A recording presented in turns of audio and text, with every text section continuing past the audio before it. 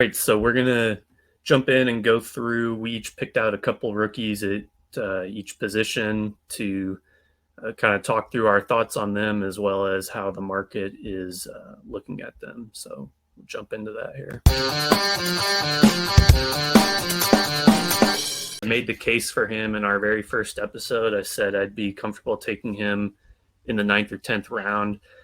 He is already blown by that. I mean, the hype train has left the station.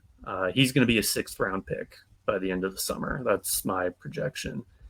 I won't go in. Obviously, this is an athleticism, rushing upside base case. Inaccuracy is a big concern here, but really the only thing stopping him is getting on the field. And I got a quote here from Shane Steichen.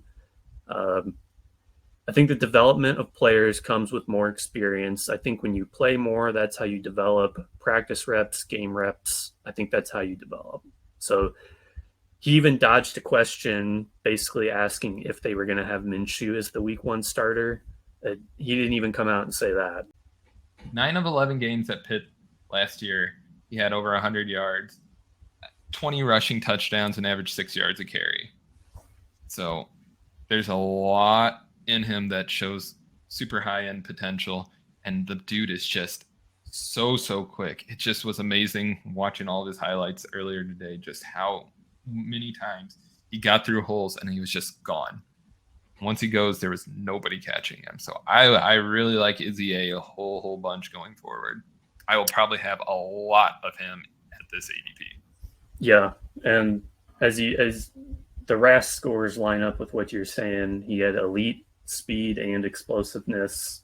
The hype train had actually left the station with him in the pre-draft best ball. I mean, he flew up boards like 70 picks. People were hyped about him. And then he got the absolutely brutal landing spot on the surface, at least with the Jets. But I agree with everything you said. And I think from a draft strategy perspective, I still like betting on guys who have the talent, even if the path isn't there right now, because there's a lot of chaos over the course of the season. And I mean, who knows? Even if Breece is perfectly healthy, something could go wrong. God forbid he gets hurt again. Now you're looking at a talented running back who comes in and can potentially take over this backfield, and you've been taking him as an 18th round pick all summer. From a game theory perspective, and I don't know how long it'll necessarily hold in Izzy's case, but like there are drafts right now where he's not getting picked compared to a guy that we'll talk about in a second. Chase Brown is going in every single draft. I mean, we're in a tournament with over 600,000 lineups. Being able to get to the finals with somebody who is unique is going to be a huge way to gain leverage on the field.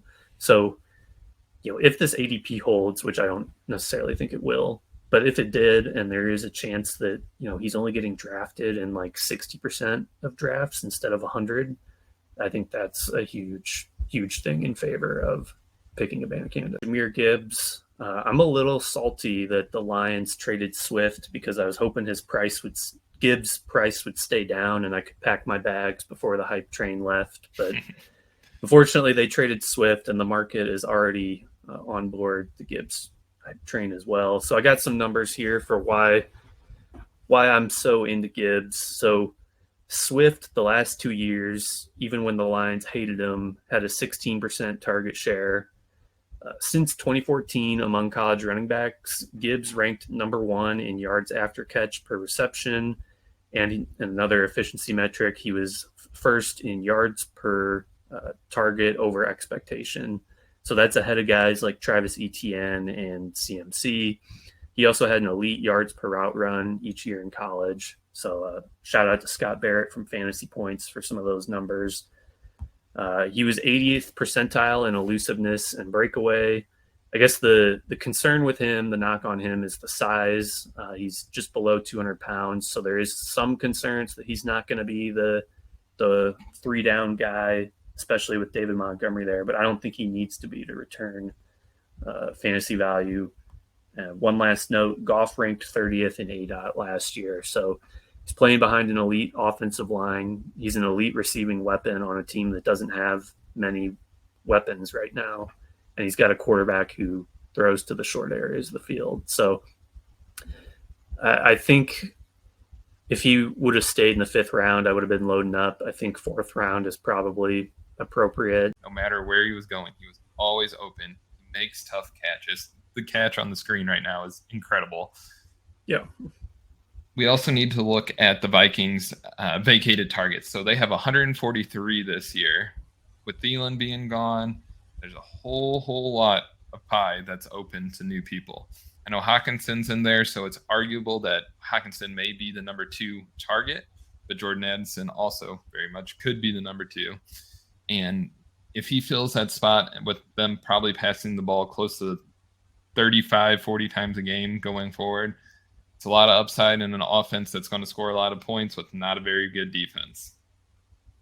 Yeah, that's the big thing for me with Addison. I love this landing spot because he's not going to face a lot of double coverage with Jefferson drawing it. And then that defense was legitimately awful. And because they took Addison in the 1st, I don't know how much better that defense is going to get.